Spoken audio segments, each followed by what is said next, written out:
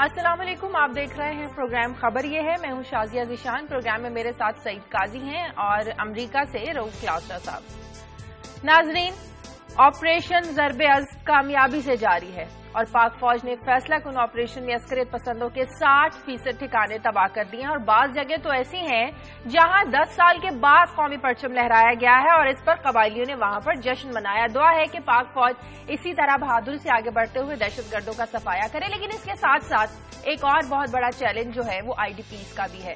بہت سے لوگ ابھی بے گھر ہیں، سہولیات وہاں پر ناکافی ہیں، اس پر بھی توجہ دینے کی ضرورت ہے، اس پر ہم بات کریں گے۔ ساتھ ہی ہم بات کریں گے کہ وزیر اعلیٰ پنجاب میاں شہباز شریف نے کہا ہے کہ سانحہ ماڈل ٹاؤن کے ذمہ داروں کو سخت سزا ملے گی۔ یقیناً ایسا سخت رویہ ہی ہونا چاہیے، لیکن یہ سزا ان تمام سینکڑوں پولیس افسران کے لیے کیا ہوگی جو تشدد کرتے رہے؟ جبکہ وزراء پر مشتمل وفد جو ہے منہاج القرآن سیکریٹریٹ بھجوانے کا بھی فیصلہ کر لیا گیا ہے اور یہی وزراء کابینہ کے اجلاس میں کل پھٹ پڑے کہ برسوں کی جو ہماری نیک نامی تھی، برسوں کا جو ہمارا کام تھا، یہ صرف ایک سانحہ ماڈل ٹاؤن کی وجہ سے ختم ہو کر رہ گیا ہے۔ یہاں تک کہا گیا وہاں پر اختلافات کی وجہ سے کہ یہ فیصلہ کرنے والے ہمارے دوست تھے یا دشمن تھے۔ سوال یہ ہے کہ اگر دوست تھے تب بھی انہی کی صفوں میں موجود ہیں، اگر دشمن ہے تب بھی انہی کے اندر موجود ہے، صرف ڈھونڈنا باقی ہے۔ ایک اور اہم بات یہ ہے کہ پولیس نے وہاں میڈیکل رپورٹ، کل جناح اسپتال میں گئے پولیس افسران اور میڈیکل رپورٹ بدلانے کی کوشش کی تو وزیر اعلیٰ نے اس پر بھی نوٹس لے لیا۔ جی ہاں، یہ وہی پولیس ہے جو گلو بٹ کو توڑ پھوڑ پر شاباش دیتی رہی۔ کیا یہ پولیس واقعی ہم سب کی محافظ ہے؟ اس پر آج ہم بات کریں گے۔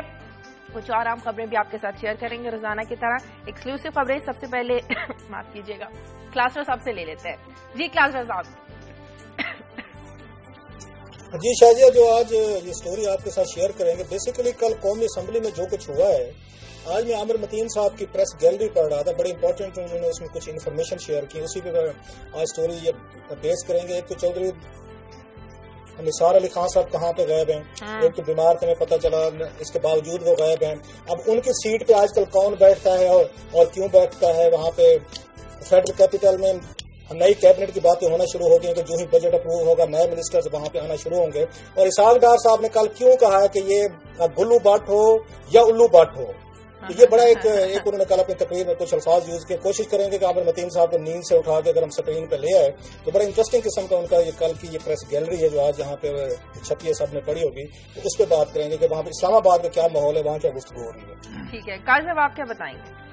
شاید میں بھی آج ایک کالم کی بات کروں گا، یہ شومس ملنے کا کالم ہے جو گارڈین میں چھپا ہے اور یہ ریلیٹڈ ہے اسٹوری، جو یہ ایک اسٹیٹ بنی ہے دہشت گرد اسٹیٹ، جسے آئی ایس کہتے ہیں۔ خدا اس کو ہم ISI سے نہ کنفیوز کریں، اکثر چیزیں ہم اس سے کنفیوز کر دیتے ہیں۔ تو یہ Islamic state of Iraq and Syria جو ہے، اس نے قبضہ کر لیا ہے تیل کے ایک بہت بڑے ذخیرے پر۔ اس کا ہمارے ساتھ بھی ایک لنک ہے اور خاص طور پہ عالمی پریس یہ کہہ رہا ہے کہ جو ہم جو ایکشن کر رہے ہیں یہ بڑا اہم ہے، مگر اس کو اگنور کیا جا رہا ہے اس وجہ سے کہ اب توجہ ادھر ہے، کیونکہ ادھر بیڑے غرق ہو چکے ہیں سب کے اور وہ فوج بھیج رہے ہیں اپنے سفارتخانے کو امریکہ بہادر بچانے کے لیے۔ اس کی تھوڑی بیک گراؤنڈ جائیں گے اور اس پہ بھی بات کریں گے، اور ساتھ ہی ایک گلوبل سیکورٹی رپورٹ ریلیز ہوئی ہے، یہ بڑی دلچسپ ہے۔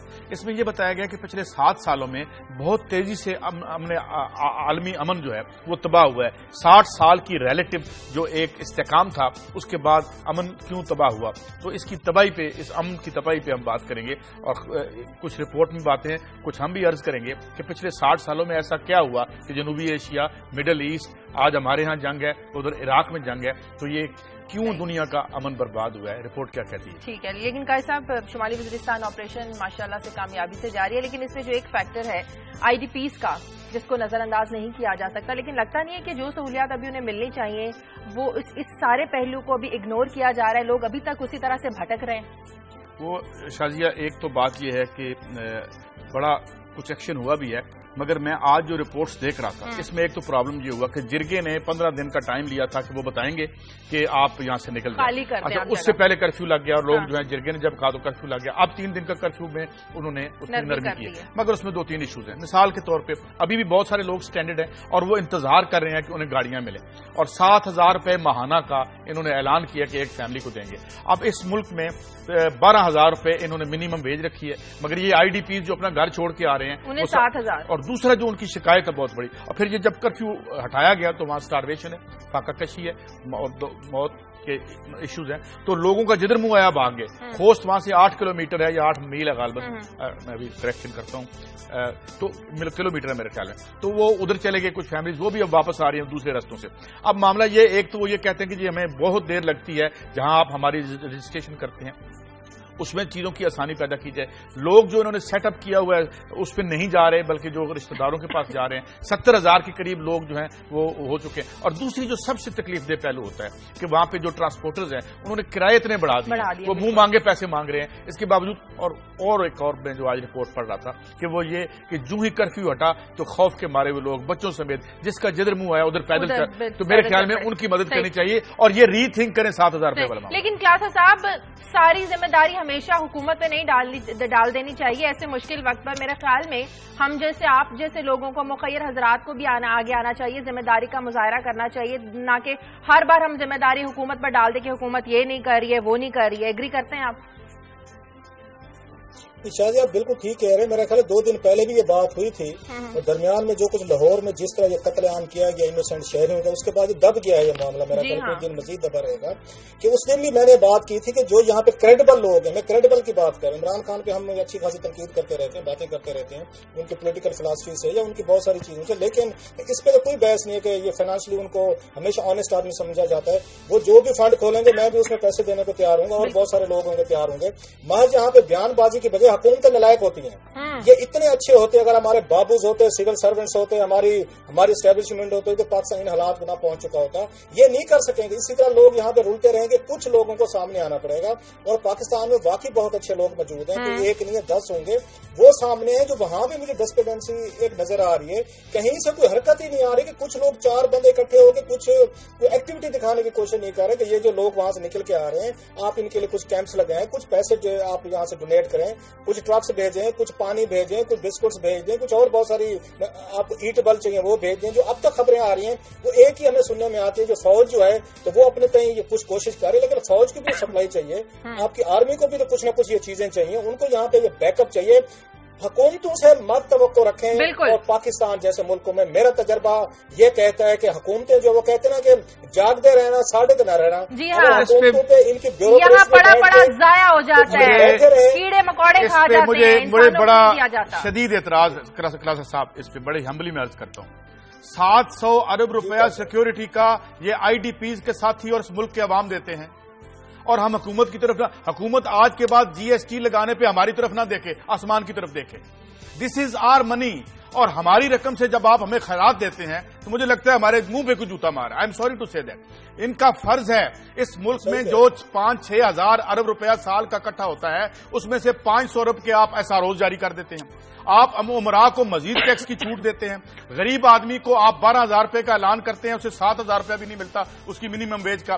ایک سماج میں پیدا ہونے والی دولت اس سماج کے مزدور، محنت کش عوام، مڈل کلاسز، ورکرز، ہنرمند بنا رہے ہوتے ہیں. تو آپ یہ جب ہم ان سے کہتے ہیں تو نہیں جی ان کا فرض نہیں، وہ ان کا کیوں فرض نہیں ہے؟ ان کا فرض یہ ہے کہ صرف ہم سے پیسے لیں اور ہم سے پیسے لے کے سوئٹزرلینڈ لے جائیں یا اپنے محلوں میں رہیں. یہ ہمارے پیسے ہیں. آئی ڈی پیز پر کوئی مہربانی نہیں کر رہا، وہ اپنی سویٹ اینڈ بلڈ سے یہ ٹیکسز دیتے ہیں اور اس ٹیکس میں سے وہ اپنا جائز حصہ مانگتے ہیں، وہ انہیں نہیں ملتا. 500 ارب روپے کے SROs جاری ہو جاتے ہیں. مجھے بریک لینی ہے ناظرین، بریک کے بعد واپس آتے ہیں تو اسی پر مزید بات کریں گے کہ ایک طرف ڈرون حملے، دوسری طرف شمالی وزیرستان میں آپریشن. کیا یہ پاکستان اور امریکہ کی مشترکہ کارروائی ہے؟ نہیں تو سوال یہ ذہن میں آتا ہے کہ آپریشن کے ہوتے ہوئے ڈرون حملوں کی آخر ضرورت کیوں پیش آئی؟ اس پر بات کرتے ہیں ایک بریک کے بعد.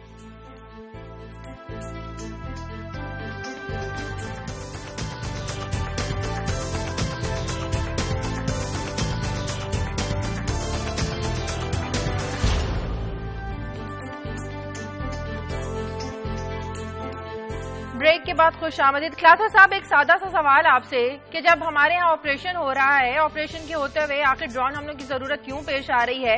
کیا امریکہ اپنے تئیں حقانی نیٹ ورک کو تو نشانہ نہیں بنانا چاہتا؟ کیونکہ ہمیشہ وہ زور دیتا رہا ہے کہ حقانی نیٹ ورک کو نشانہ بنایا جائے، کیونکہ پاکستان یہاں طالبان اور ملا فضل اللہ اس کے ساتھیوں غیر ملکی جنگجوؤں کو نشانہ بنا رہا ہے. یا آپ کو یہ ڈرون حملے اور یہ آپریشن مشترکہ کارروائی کی کوئی پراپر ایک پلاننگ لگتی ہے؟ شاہجہ میں اس پہ بعد میں بات کرتا ہوں. قاضی صاحب نے بڑی اہم باتیں کی ہیں، میرا خیال ہے اس پہ تھوڑا سا اس گفتگو کو آگے لے کے چلتے ہیں. جی. کہ انہوں نے جو अब आइडियली तो वो ठीक बात कह रहे हैं कि हम यहाँ पे टैक्सेस देते हैं, हम मेहनत करते हैं, हम अपनी जेब से फिर ये कमा के हुकूमत पाकिस्तान को देते हैं कि उन ये लोगों पे खर्च करें जो कि children of the lesser guard हैं, जिनकी यहाँ पे इनकम नहीं है, जो गरीब हैं और इसी तरह के लोग हैं जैसे कि हमारे IDPs भाई आ रहे हैं। तो ये पैसा जाता कहाँ है? अगला सवाल ये है कि अगर उन तक नहीं जाता, ये जाता कहाँ है? तो काजी साहब आपको याद होगा हमने यहाँ पे स्टोरी की थी कि 24 लाख रुपए के कुत्ते खरीदे जाते हैं उनसे वजीर आज़म हाउस के लिए, 22 करोड़ रुपए की गाड़ियां खरीदी जाती हैं। इसके बाद आपको याद होगा सलमान फरूकी साहब और उनके साथ मलिक आसिफ अजाज साहब थे जब ऐवान सदर में, उन्होंने 14 करोड़ रुपए की बैठ के ईदियां उन्होंने वो कर ली थी, आपस में बांट ली थी। ये 2-4 आपको टोटके से बता रहा हूँ। वजीर आजम पाकिस्तान से बाहर जाते हैं, 24-25 करोड़ रुपए का एक साल का उनके फौरन ये टूर्स का खर्चा हो जाता है। और प्लस ये जो ब्यूरोक्रेसी बैठी है, और आपने स्टोरीज की है, हमने भी इस पे स्टोरीज की हुई है कि इन्होंने यहाँ पे मोनेटाइजेशन पॉलिसी रखी हुई है कि 90,000 रुपये भी ले रहे हैं। ये ग्रेड 20 से लेकर 22 तक की बात कर रहा हूँ। इन्होंने 90,000 रुपये भी लेते हैं, गाड़ियां भी रखी हुई है। हालांकि इन्होंने एक काम करना था। ये आपको छोटी सी मैं आपको मिसालें दे रहा हूँ, बिल्कुल आप कह सकते आप करोड़ों की लाखों रुपए की तो कहानी नहीं रहेगी। ये सारे का सारा पैसा पाकिस्तान की आपकी जो करप्ट हमारी पॉलिटिकल एलीट और जेबों में जा रहा है, यहाँ पे हमारे ये ब्यूरोक्रेट्स बैठे होते हैं, ये खा रहे हैं। इसी वजह से मैं कह रहा हूँ कि इन पे न रहना। अगर आप ये सोच के बैठे कि हमारा पॉलिटिशियन जो है इनको पूरे के पूरे इनको वहाँ पे मिल रहे हैं। आजकल अलाउंसेस, एक छोटी सी बात सर, आजकल कौमी असेंबली का इजलास जारी है, इनको वहाँ पे डट के अलाउंसेस मिल रहे हैं, फ्री टिकट्स मिल रहे हैं, इनको मंथली इनको 80,000 रुपये तनख्वाह मिल रही है, गाड़ियां मिल रही है, उनका काम बड़ा अच्छा चल रहा है। इसलिए उनको कोई परवाह नहीं, कोई मरे या जिए, उनको जो आपके मेरे टैक्सेस हैं वहाँ पे अच्छे तरीके से खर्च हो रहे हैं। रूलिंग एलीट का मैंने आपको बता दिया, ब्यूरोक्रेसी भी इसके साथ मिलकर खा रही है। इसलिए मैंने कहा था कि हम टैक्सेस भी देते हैं, आप और मेरे जैसे लोग, हम टैक्स रिटर्न भी जमा कराते हैं। इसके बावजूद भी हम तैयार हैं कि जो ADPs आ रहे हैं उनकी मदद करें। अच्छा क्लासर साहब, हम करने को तैयार। क्लासर साहब, एक मुझे किसी ने शेर भेजा है कि ये जो मैं जो निकला हूँ तेरे शहर से बीमार तेरा, ये उजड़ना है नकल मकानी तो नहीं। तो ये जो बेचारे लोग उजड़े हैं, आपकी तरफ आता हूँ। जो बड़ी इंटरेस्टिंग बात ये है कि डायरेक्ट टैक्सेस में से तो टका नहीं मिलता। हम जो है वो जो जो जो जो जो डायरेक्ट टैक्स है उसमें से ज्यादातर मेरी और आपकी जेब कटती है। चलें जी, हम तो रियासत को टैक्स देंगे और अगर ये जबरदस्ती ना लें, हम जाके रजाकाराना तौर पे दे देंगे। और जहां से टैक्स लेना है वहां से मिलता नहीं है। फिर उसके बाद क्या होता है कि ये बिजनेस फ्रेंडली ये बजट था, पीपल्स पार्टी के सारे बजट ऐसे थे। और जब हम इनसे वापस मांगते हैं तो कहते हैं नहीं। जब हम कहते हैं गुर्बत, भाई 2 दिन में तो नहीं, 65 साल की गुर्बत है। आपकी गुर्बत 3 दिनों में खत्म हो जाती है, कोई एक दिन दिहाड़ी लग जाए। तो मेरे ख्याल में एक तो ये खैरात का कल्चर खत्म किया जाए, खैरात की नफ्सियात खत्म की जाए, क्योंकि ये खैरात ऊपर से नीचे नहीं, नीचे से ऊपर जा रही है। और ये खैरात नहीं बल्कि इसको ये क्या नाम दिया जाए? अगर हुकूमत मदद करती है फिर इसको क्या नाम दिया जाए? उसका फर्ज है, उसने आइन में लिखा हुआ है। हमारे नुमाइंदों ने आइन बनाया हुआ 1973 में कि आपने हमारी कहाँ आके अशकोई और मदद करनी है। मगर मेरे ख्याल में अब हमारा वक्त आगे भी होगा तो आगे बढ़ते हैं। क्लासर साहब, मेरा सवाल वही, कल से ये सवाल डिस्कस हो रहा है कि ऑपरेशन के होते हुए ड्रोन हमलों की जरूरत क्यों पेश आ रही है? शाहजिया मैंने कॉलम लिखा था, बुरा लगता है कि बार बार बंदा अपनी वो मैं के चक्कर में पड़ जाए। तो मैंने फलां वक्त ये बात की तो फलां वक्त ये लिखा, लेकिन वो आपके सवाल से रेलिवेंट बनता है। तो कॉलम को अनुमान था कि हमारा कद छोटा क्यों हो जाता है। उसमें मैंने चंद मिसालें दी थी कि जब अमेरिकन पे यहाँ पे अटैक हुआ तो इन्होंने दुनिया के 200 मुल्कों से मदद ली थी। ये यूएनओ में चले गए थे और सारी दुनिया को कहा कि हमारी मदद करें, हमारे ऊपर हमला हुआ है। और पूरी दुनिया ने हमें इनकी मदद की, अच्छा किया, गलत किया, सही किया। उन्होंने अफगानिस्तान में 52 मुल्कों ने जाके इन्हीं अमेरिकन के साथ नेटो या उनकी फोर्सेज जो है इंटरनेशनल फोर्सेज, उन 52 मुल्कों ने उनके साथ ये मुश्तरका हमला किया क्योंकि अमेरिकन ने उनसे मदद मांगी थी। आपको याद होगा ब्रिटेन में 7-7 बम्बिंग हुई, उन्होंने पूरी दुनिया इवन पाकिस्तान से मदद मांगी कि हमें बंदे ढूंढ के दें और हमें आके इन ऑपरेशन में जो बाद में क्रैक डाउन किए गए उसमें मदद करें। और पाकिस्तान ने मदद की। जनाब मुशर्रफ ने अपनी किताब में लिखा होगा हमने उनकी कैसे मदद की। आपको याद होगा इंडिया में वहां पे अटैक हुए, इवन इंडियंस ने पाकिस्तान से मदद तलब की थी और कहा था DGISI साहब को कि उनको कहें कि हमारे पास आए और हमारी इसमें आके थोड़ी सी मदद करें, इंटेलिजेंस में हमारी हेल्प करें। तो मुझे ये बताएं कि अगर पूरी दुनिया के ये सिर्फ 3 मुल्क हैं और भी बहुत सारी लंबी कहानियां हैं, अगर ये 3 मुल्क बड़ी बड़ी पावर्स हैं, ये मदद मांग सकते हैं कि हम अंडर अटैक है, तो पाकिस्तान क्यों नहीं मदद मांग सकता? और पाकिस्तान अमेरिकन से क्यों नहीं मदद मांग सकते? कि अगर पाकिस्तानी आर्मी इस वक्त ऑपरेशन कर रही है, हमारे वहां पे 30,000 से ज्यादा हमारे नौजवान फौजी वहां पे जाकर लड़ने के लिए तैयार हैं, तो मैं नहीं समझता। कल उनको जनरल रहील को मैंने देखा, जो मुझे बड़ी खुशी हुई है। It's a very positive sign कि कल जनरल रहील ने अफगानिस्तान के एम्बेसडर से मुलाकात की है। ये पहली दफा मैंने देखा है, शायद हो सकता है मैंने पहले भी इससे मुलाकात हूँ, लेकिन मैं पहली दफा देख रहा हूँ कि किसी हमारे आर्मी चीफ ने अफगानिस्तान के एम्बेसडर से उनसे मुलाकात करके मदद मांगी है कि आप हमारी सिक्योरिटी जो आपके अफगानिस्तान बॉर्डर पे है आप हमारी हेल्प करें। ये दैट से पॉजिटिव एक रीजनल अप्रोच है जो हमारी मेरा ख्याल आर्मी और पॉलिटिकल एलीट ये कैम्प करना चाहती है। आपको रीजनल हेल्प लेनी पड़ेगी। अब आपके बॉर्डर इतने सिक्योर नहीं है, आपको इंडिया हो, अफगानिस्तान हो, ईरान हो, चाइना हो, इवन अमेरिकन हो, तो पाकिस्तान को मेरा ख्याल अपनी इंटेग्रिटी के लिए, अपने कायम रहने के लिए, अपने तो फिर ड्रोन हमलों को भी इसी ऑपरेशन का एक हिस्सा समझे और समझे कि अमेरिका हमारी मदद कर रहा है दहशतगर्दों के खात्मे के लिए, यही मतलब लिया जाए। शाहजहा बिल्कुल शाहजहा, मैं समझता हूँ जो बड़ी एक अच्छी पॉजिटिव एक पॉलिसी उसमें शिफ्ट आ रही है जो मुझे नजर आ रहा है। कल का उनकी अगेन जो मैं उसको रेफर करूंगा जो जनरल हील की और अफगान एम्बेसडर की मुलाकात और अमेरिकन का वहां पे ड्रोन अटैक, इससे लगता है कि हमारी जो न्यू लीडरशिप है आर्मी की वो इस बात का एहसास करती है कि माजी में हम गलती करते रहे। हमें चाहिए था कि पाकिस्तान के इंटरेस्ट में हमें ड्रोन की हेल्प भी लेनी चाहिए थी, हमें अफगानिस्तान की हेल्प भी लेनी चाहिए थी और दूसरे मुल्कों को भी हेल्प लेनी चाहिए थी। मैं समझता हूँ हमारी मिलिट्री एस्टेब्लिशमेंट का ये पॉजिटिव और बेहतर फैसला है। चलिए, पूरी कौम की दुआ है पाक फौज इस ऑपरेशन में कामयाबी से हमकनार हो। आगे बढ़ते हैं, सानिया मॉडल टाउन की नाज़रीन बात करते हैं। सानिया मॉडल टाउन में जाम भाग होने वाले अफराद की जो तादाद है कल तक 8 थी, लेकिन आज तक ये तादाद 12 हो गई है। मजीद और जख्मी पड़े हैं, अल्लाह ताला उनको सेहत दे। काई साहब, कल वज़ीर आला पंजाब ने बड़ी अच्छी बात की, जितने भी जिम्मेदार हैं उनको सख्त सजा दी जाएगी। तो सजा क्या, ये फिर हम समझ लें कि पुलिस डिपार्टमेंट की होगी, पुलिस डिपार्टमेंट को अपने ऐसे पुलिस डिपार्टमेंट को फारिग कर दें या उनको फारिग करें जिन्होंने गोली चलाने का हुक्म दिया? अच्छा शाजिया, एक तो मैं थोड़ी सी ना इसका थोड़ा दिलचस्प पस मंजर है। अगर आप 2 क्राइसिस देखें जो हालिया हुकूमत ने फेस किए हैं तो उसमें देखें हर पार्टी में, हर ग्रोह में, हर सियासी जमात में हॉक्स होते हैं और डब्स होती हैं। एक 16 जू अमन पसंद लोग होते हैं, एक होते हैं यलगार हो, चढ़ दौड़ो। पिछली दफा जब परवेज मुशर्रफ का मामला था तो कुछ हजरात चढ़ दौड़े और चढ़ दौड़ने के बाद फिर जब बैकलैश आया तो कुछ तो गायब ही हो गए और अभी तक गायब हैं। कुछ वापस आए तो टोन बदल चुकी थी और फौज की मोहब्बत से सरशार फिर हमने वो भी चीजें देखी। अब इसमें मामला देखें, इसमें क्या हुआ।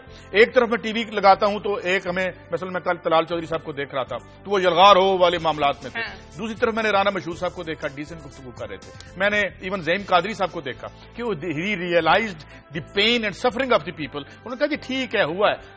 मैं उनसे एग्री नहीं करता, न ज़हीम कादरी साहब से करूं, मुमकिन है ना राना मशहूद साहब से करूं। एक तरीका भी होता है बात करने का कि आपने आग लगानी है या आग में। अगर क्लासर साहब आपको याद हो तो हर ऐद में कुछ ऐसे कैरेक्टर्स होते हैं। मुशर्रफ के दौर में मुझे नाम भूल गया, क्या नाम है वो जो सियालकोट से थे, जफर या क्या, जो मुशर्रफ साहब की ऐसी। अच्छा, अब वो बजायर आपकी तारीफ कर रहे होते हैं और आपको डिफेंड कर रहे होते हैं। In reality they are opening the flood gets of hatred towards their leaders. तो बजाय उसको बुझाने के, तो ये जो आज मैं खबरें देख रहा हूं, उन्होंने कहा जनाब ये हमारा हुक्म नहीं था, चलें इस पे ये भी इतराज आ गया भाई, अगर नहीं था तो आप चलें बता दें किसका था। उन्होंने कहा जुडिशरी भी वो भी ठीक होगा। उसके बाद उन्होंने वफद भेजने की बात की, very good, we appreciate that. इसके बाद ये बात भी हुई कल के प्रोग्राम में समी इब्राहिम साहब के कि जी हम FIR जो उनके बेटे के खिलाफ है वो वापस ले रहे हैं। अच्छा, ये भी बड़ी अच्छी बात है।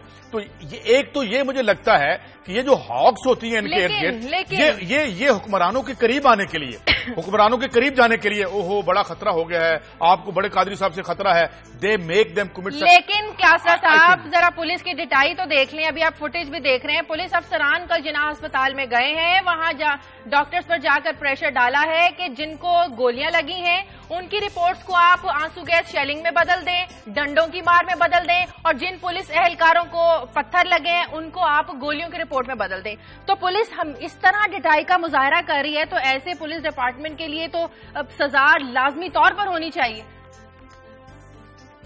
शाहजिया, अगर कोई ये सिविल सोसाइटी होती और हम नहीं है माजरत के साथ, और उनमें ये मैं भी शामिल हूँ उस बारबेरियन जो सोसाइटी जिसमें हम जिंदा रह रहे हैं, तो अब तक जितना फुटेज आया है पुलिस अफसरों के, ये गिरफ्तार हो चुके होते। बिल्कुल, ये सस्पेंड करना कोई सजा नहीं होती, ये गिरफ्तार हो चुके होते। और हमारी अदलिया जो है अब तक इनको बिठा के वही काम करती जो मैंने कल बात की थी, लंदन में हुआ था वहां पे कि 2011 को राइट्स के बाद उन्होंने CCTV कैमरे मंगवा के 24 घंटे उन्होंने अदालतें लगाई और उन्होंने नहीं कहा जी फलां को लाएं जी वो गवाह है कि नहीं है, रऊफ को बुलाएं जी, रऊफ साहब तो मुकर्रर गए, नहीं जी काजी साहब आप बयान देने के काबिल नहीं जी, शाहजिया ने कहा कि मैं तो गवाही देने नहीं आती। ये किसी ने नहीं पूछा। वहां पे CCTV कैमरे पे उन्होंने एक साथ एक्सपर्ट बिठाया, साथ में मुलजिम को खड़ा किया, उसको कहा जी बताएं ये जो फोटो आ रहा है इसे मैच करते हैं। उस एक्सपर्ट ने कहा जी सर माई लॉर्ड बिल्कुल करता है। उन्होंने कहा 6 महीने सजा, उसने कहा जी 8 महीने सजा। उन्होंने बच्चों तक को नहीं छोड़ा वहां पे। اور آپ یہاں پہ ان کا حال دیکھیں، پوری قوم دیکھ رہی ہے یہاں پہ. اس کے بعد مجھے بتائیں کہ اس کی تحقیقات کا کہاں سے تک بنتا ہے؟ جوڈیشل کمیشن کی تحقیقات کے لیے فوٹیجز کافی ہونی چاہیے خلاصہ صاحب. کسی ثبوت کی ضرورت نہیں ہے، کسی شہادت کی ضرورت نہیں ہے، کسی گواہی کی ضرورت نہیں ہے. ایبسلیوٹلی. خلاصہ صاحب ایک دوسری بات جو جاتی کی گئی ہے، جی بولیں. ٹھیک ہے سر. دیکھیں ایک تو یہ سول میں سوسائٹی، یہ کہہ رہا تھا دوسرا آپ یہاں پہ کام دیکھیں کہ یہاں اس پہ خواجہ شریف صاحب پہ وہ اٹیک کی بات ہوئی، آپ کو یاد ہو 2-3 سال پہلے آئی تھی، 2010 میں ایک سٹوری آئی تھی کہ خواجہ شریف صاحب قتل ہونے والے ہیں، جو کبھی نہیں ہوئے. اس پہ 3 ممبر انہوں نے جوڈیشل کمیشن بنایا تھا، اور بلوچستان ہائی کورٹ کے قاضی عیسیٰ صاحب چیف جسٹس جو ہے وہ ہیڈ تھے، اور 3 ممبر کمیٹی تھی، 3 جج تھے. مجھے بریک لینی ہے، مجھے بریک لینی ہے. بریک کے بعد آ کر اسی پر مزید بات کرتے ہیں. ناظرین پروگرام میں وقت ہے ایک بریک کا، بریک کے بعد واپس آتے ہیں.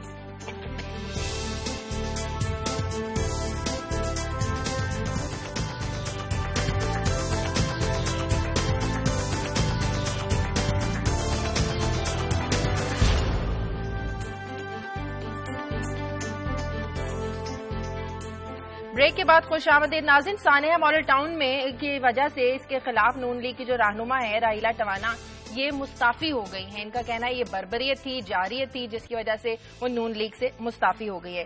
قائد صاحب آپ کو لگتا نہیں ہے کہ حکومت کے اندر ہی کچھ لوگ ہیں جو اپنی بیان بازی کی وجہ سے، اپنے احکامات کی وجہ سے اپنی ہی حکومت کے لیے مشکلات پیدا کر رہے ہیں؟ میں نے آپ سے ایک بات کی تھی کہ man on the top is the most lonely person, چاہے وہ حکمران ہو یا چاہے کوئی اور کسی امپائر. تو اس میں سب سے بڑا اس کا مسئلہ یہ ہوتا ہے کہ اس سے کوئی ایک صدق کے دل سے یا اخلاص سے بات کرنے والے لوگ نہیں رہتے، اور پھر ہر آدمی قریب ہونے کی کوشش کر رہا ہوتا ہے، اور ہر آدمی کسی واردات اور مار پہ ہوتا ہے. یہی سسٹم ہے. تو اب بات یہ ہے کہ جو میں نے بات کی کہ آپ اگر جو ہاکس پہ انحصار کریں گے تو یہی ہوگا جو ہو رہا ہے.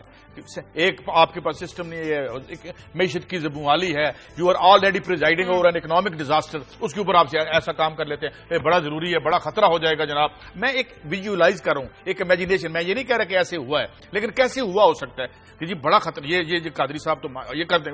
تو اس طرح کی جو لوگ ہیں ان سے حکمرانوں کو ڈسکس کرنا چاہیے. اور ساتھ میں دوبارہ کرتا ہوں کہ میں نے دیکھا ہے پچھلے 3-4 ادوار میں کہ جو بادشاہ سے زیادہ بادشاہ کے لائل ہوتے ہیں وہ بظاہر تعریف کر رہے ہوتے ہیں اور ڈیفینڈ مارنے پہ ٹی وی ٹاک شوز میں اتر آتے ہیں، مگر indirectly I will repeat my sentence کہ they are opening the flood gates of hatred towards their masters. تو یہ ان لوگوں سے حکمرانوں کو دور رہنے کی. خلاصہ صاحب میں آج اخبار میں دیکھ رہی تھی، مجھے یہ بات کسی مذاق سے کم نہیں لگی کہ تحقیقات کا جو اینگل ہے یہ اس طرح دیکھ رہے ہیں کہ ہم دیکھیں کہ اس میں کوئی تیسری قوت تو ملوث نہیں ہے، کوئی تیسرا ہاتھ تو اس میں ملوث نہیں ہے. کیا اب اس میں بھی ہم امریکہ کا نام لگا دیں؟ یہ شاہجہاں کوئی ان سے بعید نہیں ہے. میں آپ کو سیریسلی کہہ رہا ہوں کہ ایسا شروع ہو جائے گی. ایسا آپ دیکھیں گے، ہم نیوز اینکر، ہمارے اینالسٹ، ہمارے کالم نگار، ہمارے دوست، ہمارے پیٹی بھائی، یہ کوئی نہ کوئی ان کو بیل آؤٹ کرنے کا پیکج سامنے آ جائے گا.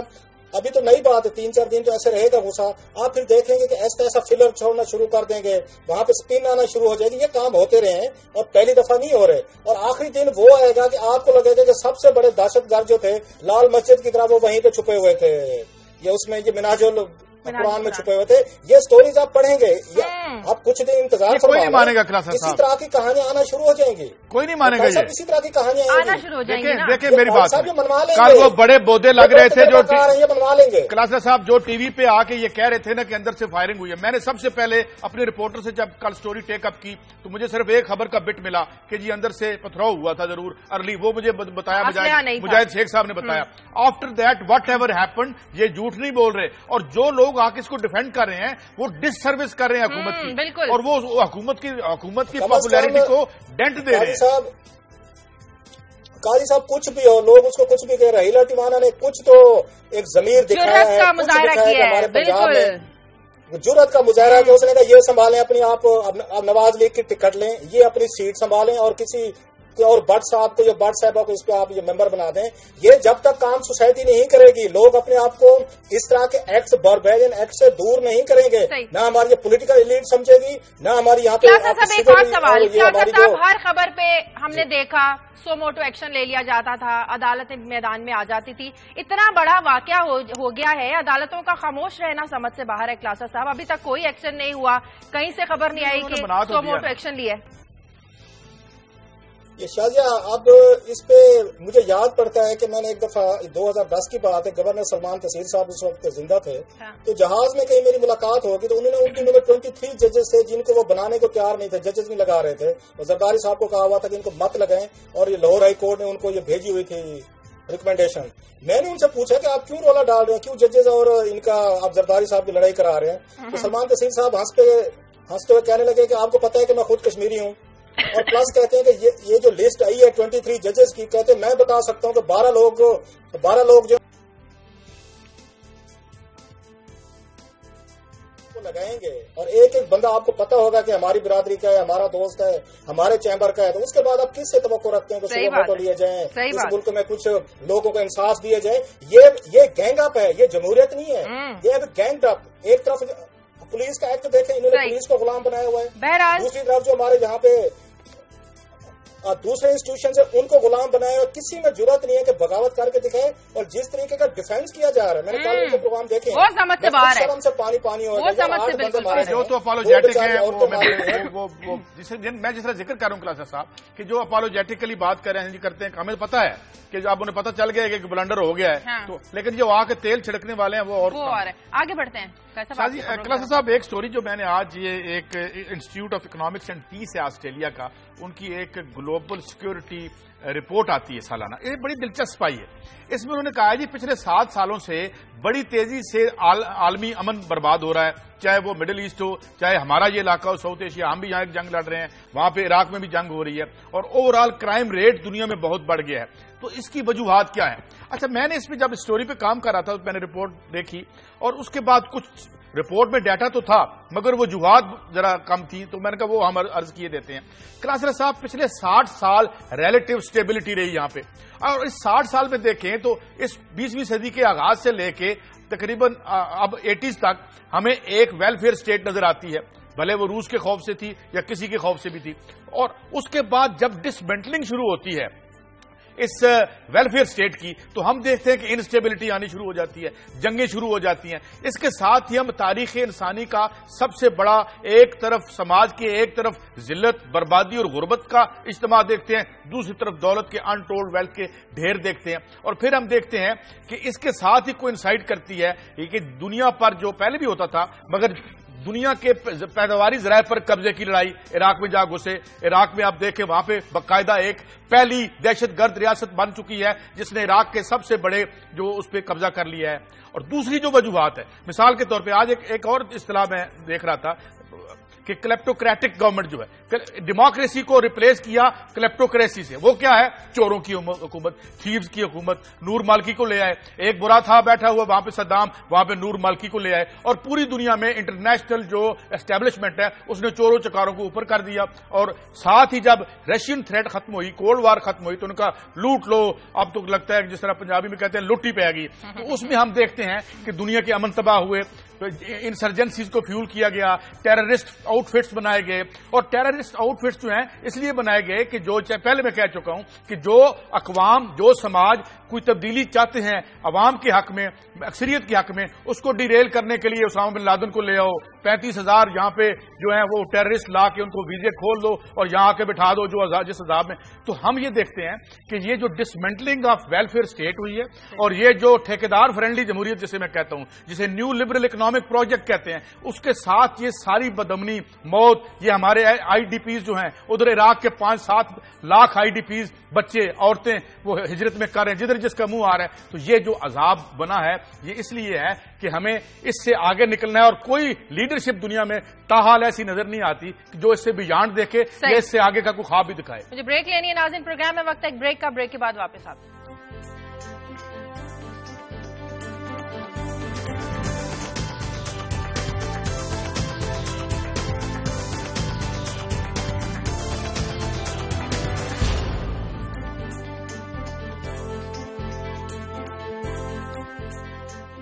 بریک کے بعد خوش آمدید کلاسر صاحب۔ چودھری نثار اور مسلم لیگ کی قیادت میں اختلافات کہا جا رہا ہے کہ اہم موڑ میں داخل ہو چکے ہیں، اگر ان کے درمیان کوئی بات نہ بنی تو راہیں بھی جدا ہو سکتی ہے۔ حقیقت میں کس حد تک حقیقت ہے اس میں؟ شاہجہاں میری آج یہ دلی خواہش سے تھی کہ عامر متین صاحب جو ہیں آج ان کو ٹیلی فون پہ لیتے، अभी मुबीन साहब जो है हमारे प्रोड्यूसर हैं उनको कोशिश करते रहे, लेकिन मेरा ख्याल है वो जैसे सहाफ़ी हम होते हैं रात को देर तक काम करते हैं, सुबह देर तक हम सोए रहते हैं, तो लगता है ये कि आमिर मतीन साहब भी इस वक्त ये सोए हुए होंगे, उनसे राब्ता नहीं हो सका। आज उनकी प्रेस गैलरी में ये पढ़ रहा था जो उनके अपने अखबार में छपी है जिसमें वो लिखते हैं, उसमें बड़े एक उन्होंने कुछ इंकशाफात भी किए हैं और कुछ नई चीजें भी उन्होंने बताने की कोशिश की है। और पर्टिकुलरली जो एक नई चीज है मेरे लिए, क्योंकि मैं खुद पार्लियामेंट को कवर करता हूँ पिछले 12-13 साल से, तो जो उनका ये कहना है कि वहां पे जो प्रेस के रिपोर्टर जा रहे हैं उनके लिए हैरानी की बात है कि जो चौधरी निसार अली खान साहब जो हैं उनकी जो सीट है, अब आपको थोड़ा सा मैं अगर कौमी असम्बली का वो बताऊं कि सबसे पहले जो सीट होती है जो इसके हुकूमती बेंचेस होते हैं वो वजीर आजम की सीट होती है, उस पर कोई नहीं बैठता, ना किसी को बैठना चाहिए, वजीर आजम साहब बैठते हैं। उनके साथ जो सीनियर मिनिस्टर समझे जाते हैं, जो ऑफ कोर्स ये चौधरी साहब भी समझे जाते हैं, उनकी सीट होती है। फिर उसके बाद जो गुजरा होते हैं अहम, ये मैं आपको पहली फ्रंट रो की बात कर रहा हूँ, उसमें बैठते हैं। तो आमिर मतीन साहब लिखते हैं आज वाली अपनी प्रेस गैलरी में, जो उनका एनालिसिस है, उनकी रिपोर्ट है, वो ये कहते हैं कि जो हमारे लिए हैरानी की बात है, आजकल उस सीट पे जिस पे चौधरी निसार अली खान साहब ये बैठते हैं उस पे मारवी मेमन बैठ रही हैं। अच्छा, तो जो उनके लिए बड़ी एक हैरानी की बात है कि चौधरी साहब वो दबंग वजीर हैं कि एक तो उनके करीब से गुजरने की जरूरत भी नहीं करता, ये तमाम हमने भी देखा है पार्लियामेंट में बैठ के, वो बिल्कुल सबको एक वो कहते हैं आर्म्स लेंथ पे रखना, वो बड़ा दूर रखते हैं, वो हाथ भी बड़ी किसी से मुश्किल से मिलाते हैं। वो अब उनको जब ये पता चलेगा कि उनकी सीट पे और कोई नहीं है, मारवी मेमन साहबा जो है उन्होंने कब्जा कर लिया है, अब उनका क्या हाल होगा ये खुद ही मेरा ख्याल है जो ये चौधरी साहब को जानते हैं वो बेहतर तरीके से उनका गुस्सा या उनके एंगर को कन्वे कर सकते हैं। एक और उसमें है कि क्या उनको चौधरी साहब को मैसेज दिया जा रहा है कि अब आपकी इंपॉर्टेंस हमारे यहाँ खत्म हो चुकी है, कि अब आपकी सीट जो है उस पर जो कब्जा है वो आजकल मारवी मेमन ने किया हुआ है। साथ में आमिर साहब लिखते हैं कि बहुत सारे वजीर जो हैं वो गायब हो गए, जो जूनियर वजीर थे, कम अहम ये वजीर थे जिनको कोई घास नहीं डालता था, दूसरे लफ्जों में जो बैक बेंचर से, अब उनको उठा के फ्रंट रोज पे लाया जा रहा है कि आप आए और पार्लियामेंट में आगे बैठे कौमी असेंबली में, ताकि इसहाक डार साहब जो है उनको थोड़ी सी मॉरल सपोर्ट रहे। अच्छा, ये काबीना में रद्दोबदल की निशानी है क्लासर साहब, काबीना में रद्दोबदल हो सकता है शाहजिया, ये अगरचे हम कहते रहते हैं कि वहाँ पे ये रद्दोबदल होने वाला है, चौधरी निसार अली खान साहब को शायद उनको रिशफल किया जाए, लेकिन मेरा ख्याल है बड़ा मुश्किल फैसला होगा नवाज शरीफ साहब के लिए कि चौधरी निसार अली खान साहब को सबसे बड़ी जो सपोर्ट मिलती है वो उनको मिलती है यहाँ से, ये शहबाज शरीफ साहब उनके सबसे बड़े सपोर्टर हैं और हमदार हैं। अदरवाइज ये मैं जाती तौर पर जानता हूँ कि चौधरी साहब की और मियाँ साहब की दरमियान में बैड ब्लड है, आज का नहीं है, पिछले 12 साल से है। उसकी रीजन भी वही थी कि मियाँ साहब ये समझते हैं नवाज शरीफ साहब जो हमने आर्मी चीफ लगाया था जनरल मुशर्रफ को, वो लगाया था चौधरी निसार अली खान साहब की सिफारिश पे, और चौधरी साहब ने हमारे खिलाफ भी कू करवाया और खुद घर पे बैठ रहे और हम जाकर वहाँ पे अटक कला में ये गिरफ्तार रहे। इनकी बोलचाल भी बड़ा अरसा बंद रही है मियाँ साहब की, मैं जाती तौर पर आपको बता रहा हूँ, इस चीज का मुझे पता है। लेकिन इवन देन वो मजबूरी है, चौधरी निसार अली खान साहब को कुछ भी कहें, वो अच्छे स्पीकर हैं, वो तैयारी के साथ जाते हैं, दबंग आदमी है, दबंग तकरीर करते हैं। अच्छा, इसमें भी कोई हकीकत है क्लासर साहब के वो देख रहे हैं कि पार्टी में उनका मुस्तकबिल कुछ ज्यादा रोशन नहीं है, तो वो तहरीक इंसाफ में जगह बनाने की सही कर रहे हैं, कोशिश कर रहे हैं। जाहिर है इमरान खान साहब के साथ उनका पुराना रिश्ता भी है, पुराने साथी भी हैं, पुराने दोस्त भी हैं। शायद एक बात बता दूं मैं, जहां तक मैं मतलब उन चौधरी साहब को मैं थोड़ा सा जानता हूं, पिछले मेरे को उनसे 2002 के बाद एक दुआ सलाम रही है, मेरा ख्याल है चौधरी साहब कभी भी इस तरह का फैसला नहीं करेंगे जो जावेद हाशमी साहब ने किया था। अच्छा, तो कभी भी इमरान खान के पीछे जाके खड़े नहीं होंगे, वो ज्यादा से ज्यादा अपने आप को डंप करवा लेंगे इसमें ये नवाज लीग में, या ज्यादा बहुत ज्यादा उनके लिए मुश्किल पड़ेगी, सियासत के कुछ अरसे के लिए वो उससे रिटायर हो सकते हैं, लेकिन वो इमरान खान को अपना कप्तान नहीं मानेंगे, ये मैं आज आपको कह रहा हूँ। वो पीटीआई में कभी भी नहीं जाएंगे जितना मैं उनको चौधरी साहब को जानता हूँ। लास्टली चीज कि जो कल इसहाक डार साहब ने बड़ा इंटरेस्टिंग कमेंट किया, जब उन पर ये तनकीद होने लगी, बजट को रैप अप कर रहे थे कादिर आमिर मतीन साहब, तो कुछ वहां पे जो तहरीक इंसाफ के एमएनएस बैठे थे उन्होंने हुटिंग की या उन्होंने तनकीद की जहां पे होती है, उन्होंने उसको गुल्लू भट्ट के हवाले से, इसहाक डार साहब ने कहा कि गुल्लू भट्ट हो या उल्लू भट्ट हो, आप उसकी रिपोर्ट आने दें, we will deal with them, ये उनके अल्फाज हैं जो आमिर मतीन साहब ने आज अपनी प्रेस गैलरी में कोट किए हैं। उसमें वो लिखते हैं कि इसहाक डार साहब कहते हैं कि गुल्लू भट्ट हो या उल्लू भट्ट हो, तो मेरा ख्याल है कि उल्लू भट्ट वाला उनका टाइटल दिया हुआ है, तो वो ज्यादा इंटरेस्टिंग है। मैं थोड़ा सा रिस्पॉन्ड करूं आपकी स्टोरी को। जी जी। तो ये जो अभी इन्होंने एक मफरूजा जो है बयान किया है चौधरी निसार अली खान साहब, जाहिर है कोई किसी पार्टी में भी जा सकता है, मगर मैं समझता हूं कि जो ग्रां कदर खिदमत जो मखतूम है दोनों वो दे रहे हैं, या वो और उनके साथ जो लोग हैं, अलीम खान है, ये तो मेरे ख्याल इनकी मौजूदगी में मजीद इनका आना जरूरी नहीं है। और दूसरी बात क्लासर साहब ये है, आपकी स्टोरी तो मैं देख रहा हूँ बड़ी इंटरेस्टिंग है, मैं वो डायरी भी जाके देखूंगा, मगर एक ملک جو کہ اتنے بڑے اکنامک ڈیزاسٹر سے گزر رہا ہے، اور آج بھی نواز شریف صاحب کا بیان آیا کہ ہم 2 جنگیں لڑ رہے ہیں، ایک جنگ ہم لڑ رہے ہیں ادھر نارتھ وزیرستان میں، ایک ہم معیشت سے لڑ رہے ہیں، اوپر ہم جو ہے وہ دیکھ رہے ہیں کہ میری کرسی پہ وہ نہ بیٹھے تو میں ناراض ہو جاؤں گا، یہ امپورٹنس میری کم ہو گئی ہے۔ تو مجھے یوں لگتا ہے کہ جب جو رولنگ کلاسز ہیں وہ ان ایشوز کو صحیح گریپل نہیں کر سکتے، ان سے نبرداز بھائی کی جب وہ کھو جاتی ہیں طاقت، تو پھر ایک پیٹی لڑائیاں شروع ہو جاتی ہیں، اب کون اس کو وزیر کو ادھر بلا۔ تو میرے خیال میں جو اس وقت ایشو مجھے لگ رہا ہے وہ یہ ہے کہ افیکٹیوٹی نہیں ہے۔ کیا اتنا بڑا یہ قومی ایشو ہے کہ جناب وہ چلے یار ساتھ، حالانکہ ایک ہی قسم کا فون ہوگا، ایک ہی قسم کی راحت ملتی ہوگی، کہیں بھی قومی اسمبلی میں آپ بیٹھ جائیں، تو مسئلہ یہ ہے کہ کہیں بیٹھ کے ہمارے مسئلے حل کر دیں، ہمارے ایشوز جو ہیں، پریسنگ ایشوز جو ہیں ان کو ختم کر دیں۔ تو یہ جو رینگلنگ ہو رہی ہے، آج کل تو ویسے وہ بیمار ہیں، سین میں سے غائب ہونے کی ایک وجہ یہ بھی تو ہو سکتی ہے کلاسر صاحب۔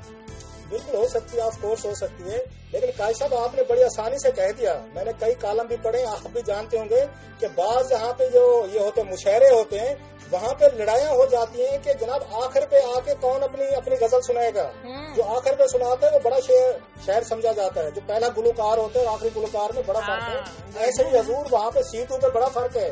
نہیں، میں اتفاق کرتا ہوں آپ سے، نہیں کلاسر صاحب میں اتفاق کرتا ہوں، یہ بات آپ نے بڑی نہیں، آپ جو کہہ رہے ہیں نا کہ جو آسانی سے کہہ دیا، میں یہ عرض کرتا ہوں کہ یہ آپ ٹھیک فرما رہے ہیں کہ جو آخر میں شعر پڑھتا ہے اسے بڑا سمجھا جاتا ہے، مگر وہ ہوتا ہے یا نہیں ہوتا یہ الگ بحث ہے۔ داغ دہلوی آخر میں پڑھتا تھا بہادر شاہ ظفر کے دربار میں، غالب کو گزرنے نہیں دیتے تھے وہاں پہ، اب غالب کی وجہ سے داغ کو بھی ہم دیکھ لیتے ہیں کہ یہ بھی ہوا کرتے تھے۔ شیکسپیئر کا نام نہیں تھا، اس کے ساتھ یونیورسٹی وٹس تھی، آج یونیورسٹی وٹس کو ہم اس لیے یاد کر لیتے ہیں کہ وہ تانا زنی کرتے تھے کہ اس کو ڈرامہ لکھنا نہیں آتا شیکسپیئر کو، تو تاریخ ان کو یاد رکھتی ہے۔ تو بڑا چھوٹا ہوتا کون ہے اور سمجھتا کون ہے یہ الگ کہانی ہے، مگر میں پھر یہی بات کہوں گا کہ they need to address are issues, ہم اس کے لیے اپنے سویٹ اینڈ بلڈ سے پے کر رہے ہیں، ہمارے آئی ڈی پیز کا مسئلہ حل کریں، ہمارا یہ جو اور فوج ہماری جو ہمارے یہ برسر پیکار ہیں اور فٹ سولجر خاص کے جس کے لیے ہمارے دل دھڑکتے ہیں، میں آپ کو بتا چکا ہوں کہ ہم یہ سارے ایشوز جو ہیں، مثال کے طور پہ اگر یہاں یہ ریئلائزیشن ہوتی کہ جناب یہ ہمارے ہاں یہ ایشوز ہیں تو یہ ماڈل ٹاؤن والا واقعہ ہوتا تو ہم کہاں کھڑے ہیں، تاریخ کہاں کھڑی ہے، وقت آگے گزر گیا ہے، ہم پیچھے اور عوام بھی آگے گزر گئے ہیں۔ تو مجھے یہ لگتا ہے کہ یہ ڈبے گن لیں، ادھر پی ٹی آئی ڈبے گنوا رہی ہے، لوگوں کے پاس روٹی نہیں ہے۔ اور ہاں ایک میں بات عرض کر دوں کہ اگر کوئی لیڈر وہ ان کے پاس کوئی سیٹ نہیں ہے، یہ جو قادری صاحب ہیں، مگر وہ کارڈ صحیح جو ہے وہ اسٹرائک کر رہے ہیں، ان کی نبض وہی ذوالفقار علی بھٹو کو، اگر ذوالفقار علی بھٹو کو آپ یاد کریں تو ریٹرک ان کی وہی ہے، ہر چند کے وہ لیگ کرتے ہیں ابھی کوئی پروگرام، یا انہوں نے یہ جیسے میں نے کل کہا تھا کہ جناب کیسے رخ موڑیں گے اس 4-5 ہزار ارب جو اس ریاست کی معیشت کما رہی ہے، اس کے لیے کہیں سے تو ہاتھ ڈالنا پڑے گا نا، تو وہ ابھی بات سامنے نہیں آئی، اور باتوں میں لگے ہوئے ہیں، میرے خیال ان سے نکل جائیں۔ ملنے کا کالم میں چاہوں گی تو ذرا شیئر کر لیں، ٹائم مل گیا جی ہاں بھی کچھ ٹائم صاحب، میں بھی ایک فین ہوں شومس ملنے صاحب کا بڑا، یہ گارڈین میں لکھتے ہیں، یہ جو اکانومسٹ ہے اس کے اکنامکس کے ایڈیٹر بھی رہ چکے ہیں اور آج تک گارڈین میں لکھتے ہیں، تو انہوں نے جو ایک خوبصورت بات کی آج اس کالم میں، ایک تو یہ جو پہلے عرض بھی کر چکا کہ ایک تو یہ کہ یہ لوگ بجائے اس کے کہ شرم، میں ایک انٹرویو دیکھ رہا تھا بی بی سی میں، بہت بڑے ہیرلڈ پینٹر کا بی بی سی پہ انٹرویو ہو رہا تھا، وہ آپ جائیں گے تو ذرا دیکھ لیجئے گا کہ کیسے اس نے عراق وار کے بارے میں بات کی، اسی بی بی سی پہ بیٹھ گیا اور اس نے کہا کہ جنگی جرائم میں ان پہ مقدمے چلنے چاہیے، ایک ٹونی بلیئر پہ جسے ابھی تک وہ انوائے بنایا ہوا ہے انہوں نے مڈل ایسٹ میں، اور جو اب تک کہتا کہ جی بھول جائیں آپ یہ بات، کیسے بھول جائیں ہم یہ جو زندگی، اس کا یہ کہنا ہے کہ جس کا میں نے کلیپٹوکریسی کا ذکر کیا تھا، یعنی اس کو اگر اردو میں کلیپٹومینیا تو ہم کہتے ہیں نا ایک ایسے شخص کو جو کہ جیسے چوری کی عادت ہو، تو اس سے یہ اصطلاح نکلی ہے کہ ڈیموکریسی نہیں رہی، یہ کلیپٹوکریٹک رول بن گیا ہے کہ تھیوز کو نور الملکی آ گیا۔ اس کے بعد میں نے ایک سٹوری اور بھی دیکھی تھی کہ کیسے ایک امریکن جو امبیسیڈر تھا وہاں پہ، اس نے ٹھیکے میں کمیشن لے لیا ناروے کو تیل کا ٹھیکہ دلوا، تو یہ سارے جو لوگ جو اعلیٰ اخلاقیات اور بڑے بڑے گولز لے کے آتے ہیں، ویپنز آف میس ڈسٹرکشن نہیں تھا، اب ویپنز آف ایک ڈسٹرکٹیو ریاست وہاں پہ मार्ज वजूद में आ गई है। और अब ये लिखता है कि ये बमों के जरिए अगर फिर दोबारा वहां जाते हैं तो मजीद बर्बादी होगी, मगर अब अमेरिका अंदर नहीं जा रहा। जब यहाँ पे अलकायदा का नामो निशान नहीं था तो दुनिया की सबसे बड़ी फौज मोबिलाइज कर दी। आज वहां की आबादियां जिल्लत में हैं तो इन्होंने सिर्फ 256 फौजी भेजे हैं वहां पे अपने, ताकि जो 5,500 लोग हैं इनके सफारत खाने में उन्हें महफूज किया जाए। तो ये खूबसूरत था अगर आप देखेंगे। प्रोग्राम का वक्त भी इसके साथ ही खत्म हो गया। बहुत शुक्रिया आपका ख्यासा साहब, आपका भी बहुत शुक्रिया। नाज़रीन, प्रोग्राम के लिए आप हमें फीडबैक दीजिए। खबर@दुनिया TV.tv पर। इजाजत दें, अल्लाह हाफ़िज़।